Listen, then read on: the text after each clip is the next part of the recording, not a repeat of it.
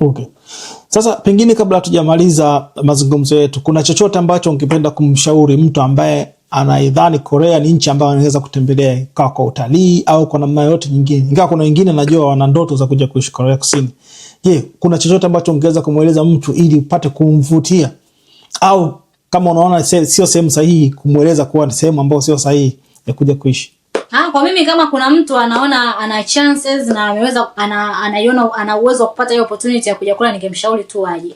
Kwa sababu huku mtu ukija unapata exposure kubwa. Yaani utaona hata mtindo wa maisha, lazima uwezo kaondoka hivi hivi. Lazima utarudi na kitu positive ambazo utaenda kukifanya kule Tanzania. Kama hata ukija kwa muda mchache wa utalii, still utarudi kule una kitu ambacho umejifunza huku Korea. Kuna vitu vingi sana vya kujifunza hata kuja kwa muda mfupi. Kwa kama unapata chance ya kuja Korea, kama kusoma kibiashara, biashara zipo ambazo unaweza kufanya.